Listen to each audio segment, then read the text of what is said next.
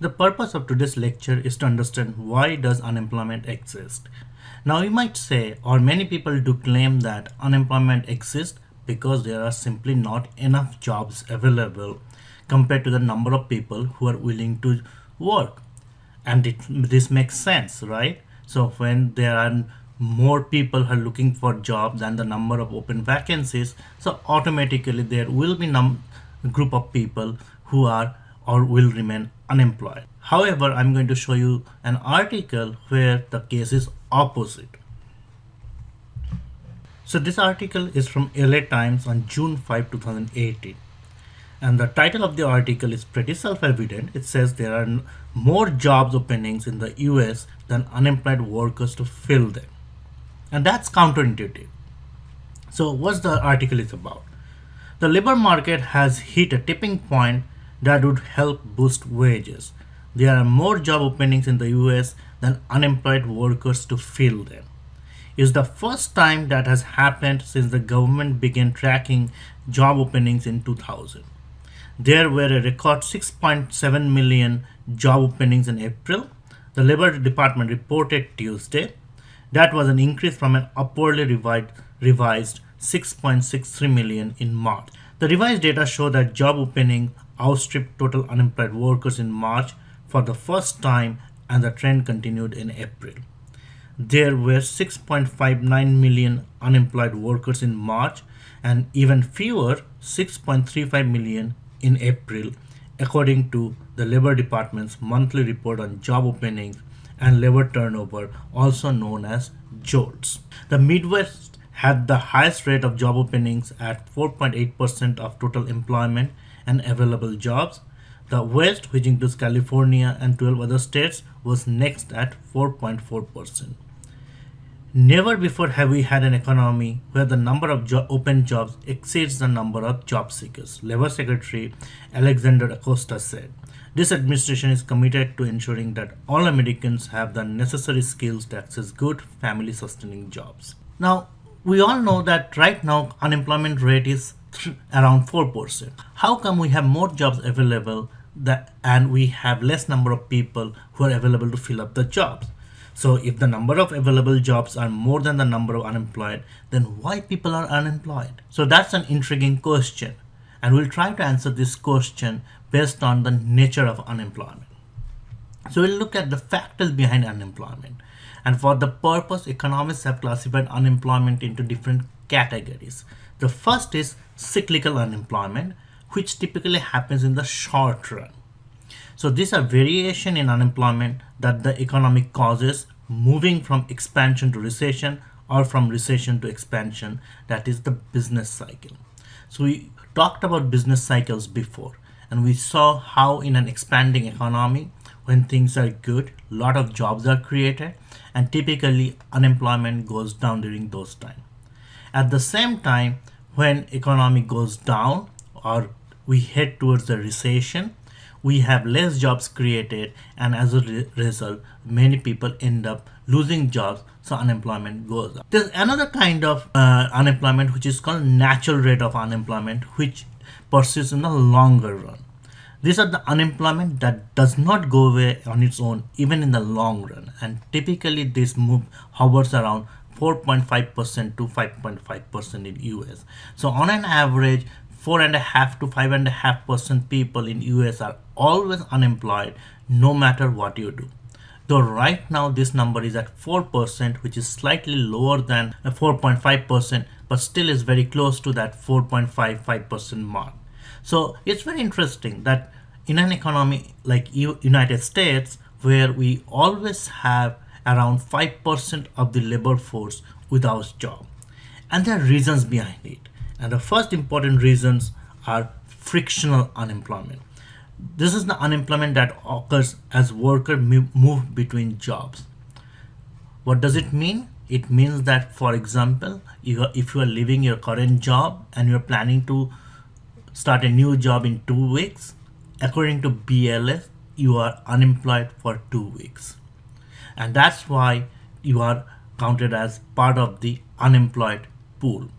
And on an average, what economists figured out, around 5% of the labor force is always in the process of changing jobs. And that's the reason we always have around 4 to 5 or 5.5% jobless people in this country. Another form of unemployment is structural unemployment. Structurally unemployed are individuals who have no jobs because they lack skills valued by the labor market, either because demand has shifted away from the skills they do have or because they never learned any skills. Great example, certain skills do go out of fashion. For example, nature of technologies do change. We move away from one technology to another technology. As a result, people involved in that particular technology or had jobs in that particular technology loses jobs. For example, we moved away from film-based photography to digital photography. As a result, companies like Kodak, which was known for producing films for photography, went out of business, and people specialized on those films lost their jobs.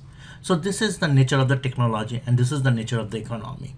And as a result of this skill or people lacking the skill is the major cause behind structural unemployment. So in the following lecture, I'm going to focus more on unemployment and job search. So job search is the process by which workers find appropriate jobs given their tastes and skills. It results from the fact that it takes time for qualified individuals to be matched with appropriate jobs. Let me give you an example. Once you graduate from college, there's a good chance that you will need some time to find your right job.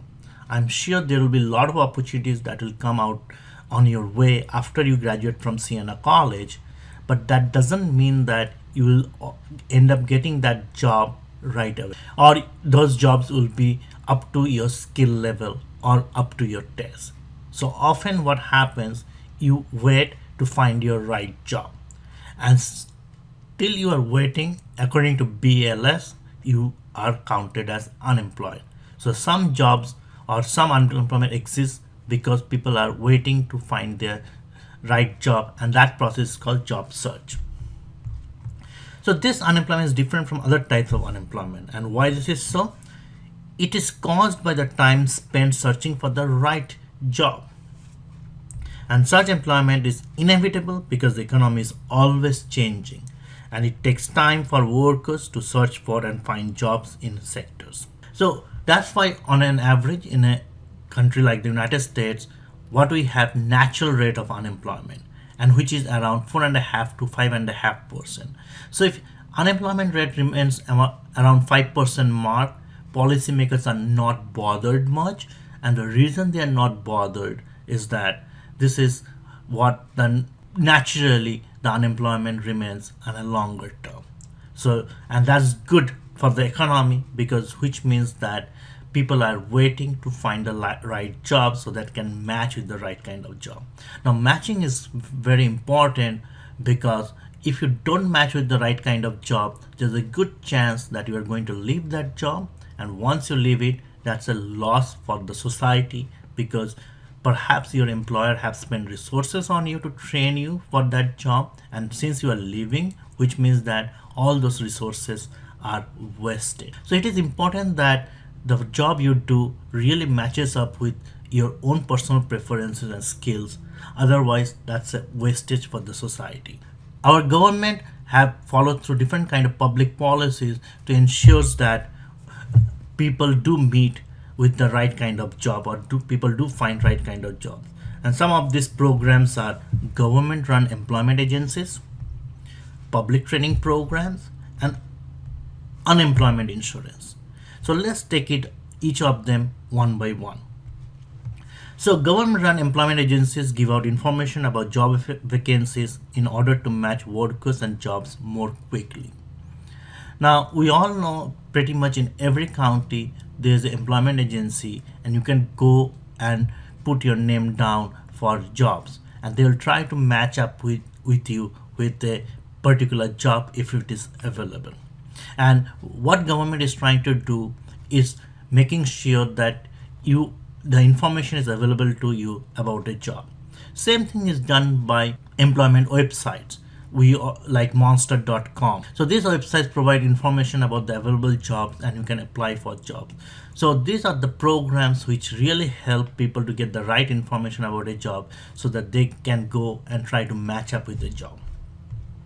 Then there are public training programs. As I said, people skills gets obsolete, but often people go for retraining, and that's why government do provide opportunities for retraining so that you can go and train yourself, get into the labor market as soon as possible. Then there's unemployment insurance. And what is unemployment insurance? A money that's given to people who loses their jobs. Now, this provides workers partial protection against job losses, and it also provides offers partial payment for former wages for a limited time to those who are laid off. Now, how come unemployment insurance help with the matching process? And here's the reason. Now, when somebody gets unemployed, it's a desperate situation. Suddenly, that person loses source of income, and we all need to pay our bills. Our mortgages doesn't go away, or our monthly utility bills doesn't go away. Our car payment doesn't go away. We have to eat food, right? So, question is, how do we pay for it?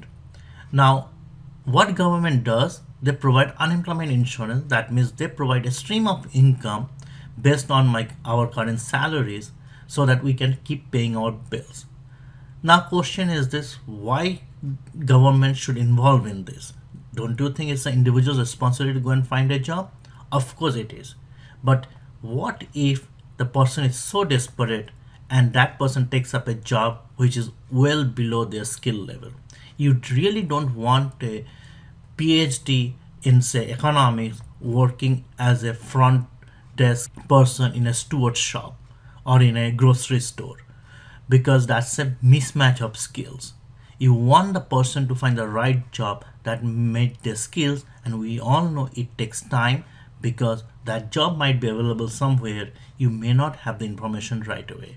So unemployment insurance ensures that the person who is losing a job has a source of income so that that person makes every effort to get the perfect job that suits his skills and tastes so that he can stay in the job and serve the society at his best. Now the question is how it helps the society. It helps the society because if a highly skilled person works in a low skill area, and there's a good chance that person would be leaving that job very soon, and once that person leaves, that's a wastage for the firm because that particular employer might have worked hard to train that person, and suddenly those trainings and investments on those trainings are all gone. So unemployment insurance is very effective in countering mismatching of jobs. So it ensures that people are not desperate so that they can work harder towards finding the right kind of job. So next time if you hear somebody that claiming that unemployment insurance makes people lazy, that's not true.